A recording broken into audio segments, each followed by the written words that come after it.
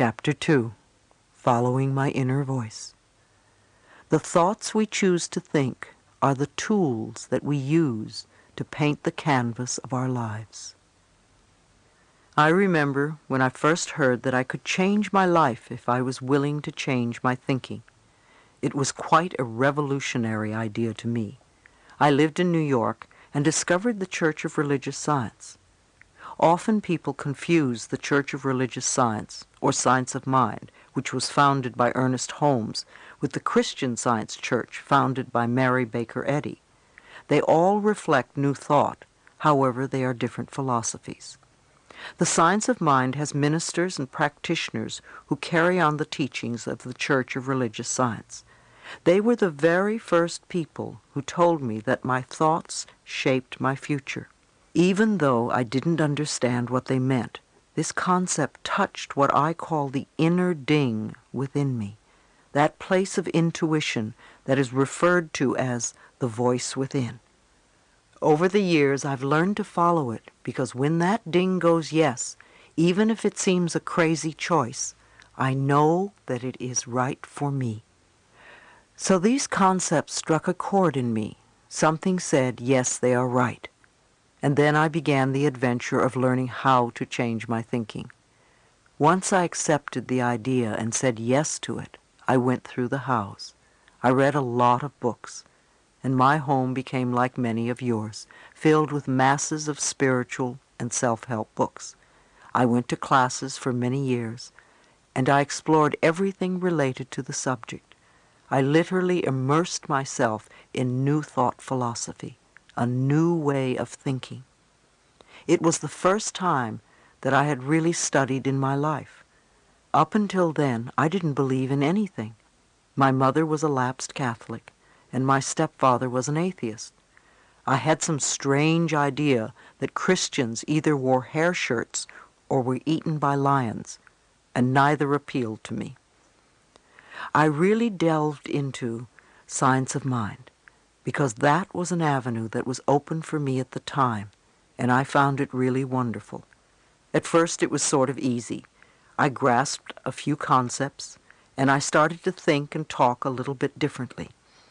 In those days I was a constant complainer and full of self-pity. I just loved to wallow in the pits. I didn't know that I was continually perpetuating more experiences in which to pity myself. But then again, I didn't know any better in those days. Gradually I found that I was no longer complaining quite so much. I started to listen to what I said. I became aware of my self-criticism, and I tried to stop it. I began to babble affirmations without quite knowing what they meant. I started with the easy ones, of course, and a few small changes began to take place. I got the green lights and the parking places, and boy, did I think I was hot stuff. Wow, I thought I knew it all, and I very soon became quite cocky and arrogant and dogmatic in my beliefs. I felt I knew all the answers. In hindsight, it was really my way of feeling safe in this new area. When we start to move away from some of our old rigid beliefs, especially if we've been previously in total control, it can be very scary. It was very frightening for me, so I would grasp onto whatever would make me feel safe. It was a beginning for me, and I still had a long way to go. And I still do.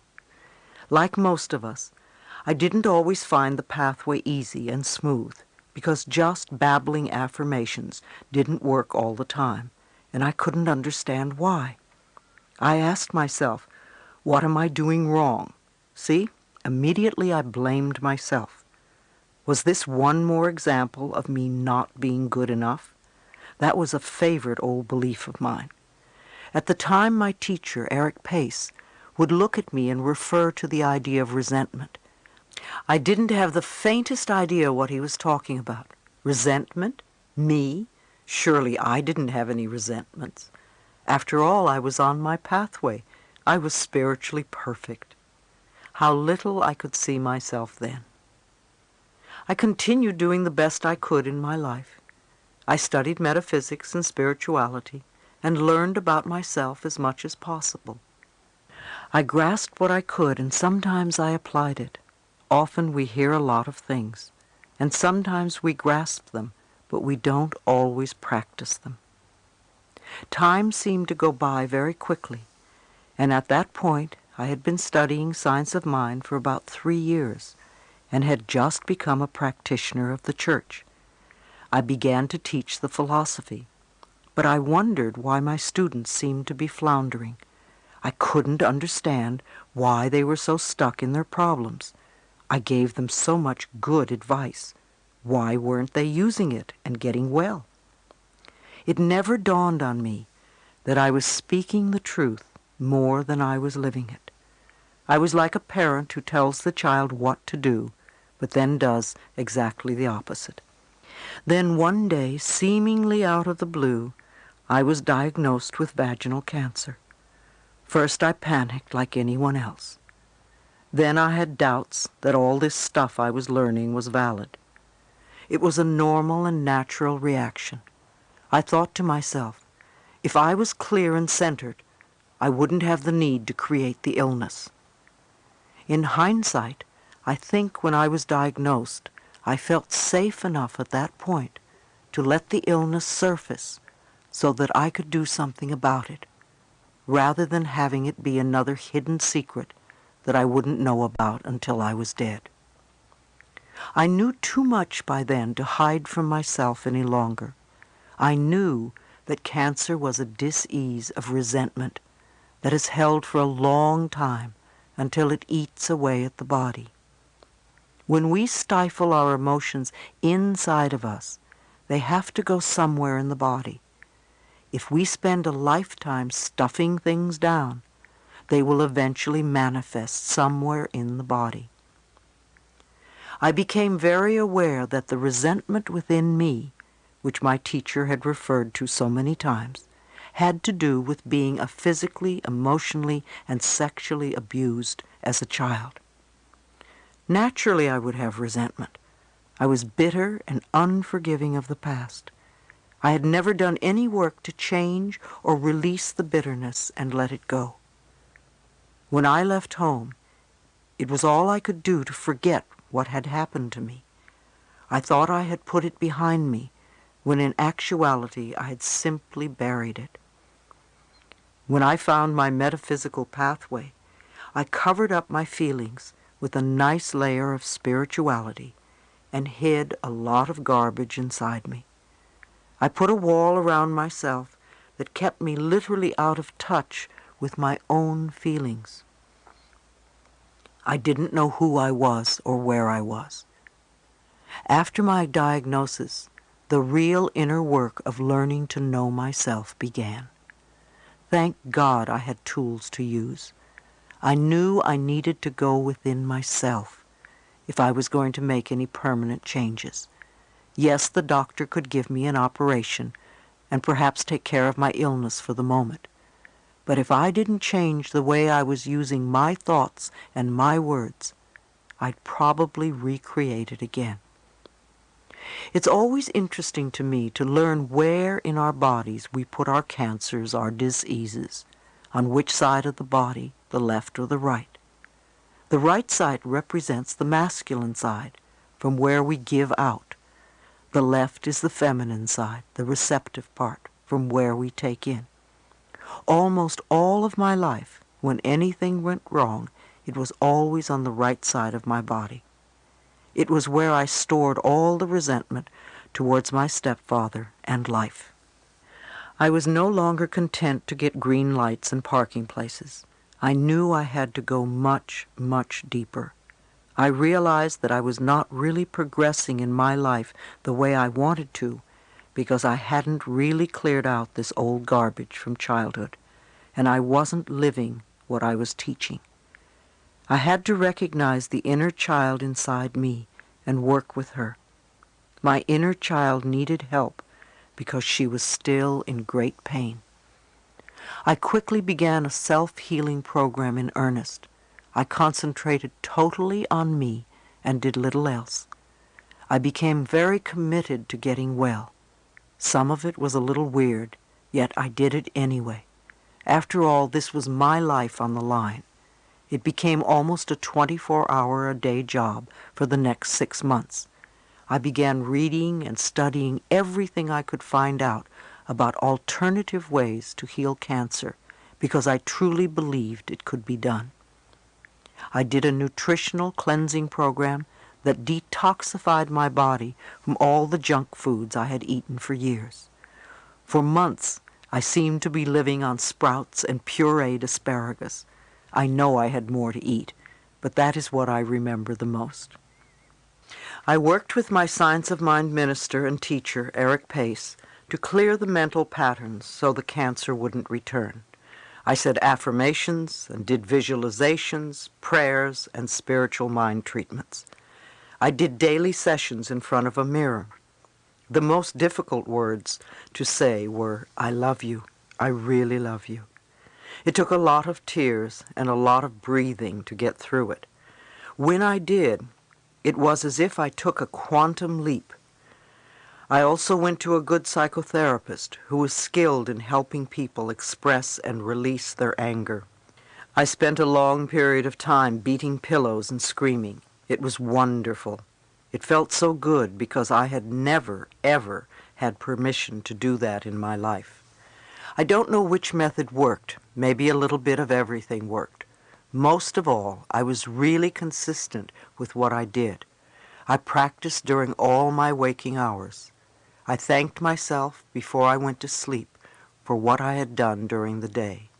I affirmed that my healing process was taking place in my body while I slept, and that I would awaken in the morning bright and refreshed and feeling good. In the morning, I'd awaken and thank myself and my body for the work that was done during the night. I would affirm that I was willing to grow and learn each day and make changes without seeing myself as a bad person. I also worked on understanding and forgiveness. One of the ways was to explore my parents' childhoods as much as I could. I began to understand how they were treated as children, and I realized that because of the way they were brought up, they couldn't really have done anything differently than they did. My stepfather was abused at home, and he continued this abuse with his children. My mother was brought up to believe that the man was always right, and you stood by and let him do what he wanted. No one taught them a different approach. It was their way of life. Step by step, my growing understanding of them enabled me to start the forgiveness process. The more I forgave my parents, the more willing I was to forgive myself. Forgiveness of ourselves is enormously important. Many of us do the same damage to the inner child that our parents did to us. We just continue the abuse, and it's very sad. When we were children and the other people mistreated us, we didn't have many options. But when we grow up and we still mistreat the inner child, it's disastrous. As I forgave myself, I began to trust myself. I found that when we don't trust life or other people, it's really because we don't trust ourselves. We don't trust our higher selves to take care of us in all situations. So we say, "I'll never fall in love again because I don't want to get hurt," or "I'll never let this happen again." We are really saying to ourselves, "I don't trust you enough to take good care of me, so I'm going to stay away from everything." Eventually, I began to trust myself enough to take care of me, and I found it easier and easier to love myself once I trusted myself. My body was healing, and my heart was healing. My real spiritual growth had come in such an unexpected way. As a bonus, I began to look younger. The clients I now attracted were almost all people who were willing to work on themselves. They made enormous progress without me really doing anything. They could sense and feel that I was living the concepts I was teaching, and it was easy for them to accept these ideas. Of course they had positive results. They began to improve the quality of their lives. Once we begin to make peace with ourselves on the inner level, life seems to flow much more pleasantly. So what did this experience teach me personally? I realized that I had the power to change my life if I was willing to change my thinking and release the patterns that kept me living in the past. This experience gave me the inner knowledge that if we are willing, really willing to do the work, the mental work, we can make incredible changes in our minds, our bodies, and our lives. No matter where you are in life, no matter what you've contributed to creating, no matter what's happening, you are always doing the best you can with the understanding and awareness and knowledge that you have. And when you know more, you will do it differently, as I did. Don't berate yourself for where you are. Don't blame yourself for not doing it faster or better. Say to yourself, I'm doing the best I can. And even though I'm in a mess now, I will get out of it somehow. So let's find the best way to do it. If all you do is tell yourself that you're stupid and no good, then you stay stuck. You need your own loving support if you want to make changes. The methods I use are not my methods. Most of them I learned at Science of Mind, which is what I basically teach. Yet these principles are as old as time. If you read any of the old spiritual teachings, you will find the same messages. I am trained as a minister of the Church of Religious Science. However, I do not have a church. I am a free spirit. I express the teachings in simple language so that they may reach many people. This path is a wonderful way of getting your head together and really understanding what life is all about and how you can use your own mind to take charge of your life. When I started all this over 20 years ago, I had no idea that I would be able to bring hope and help to the number of people that I do today.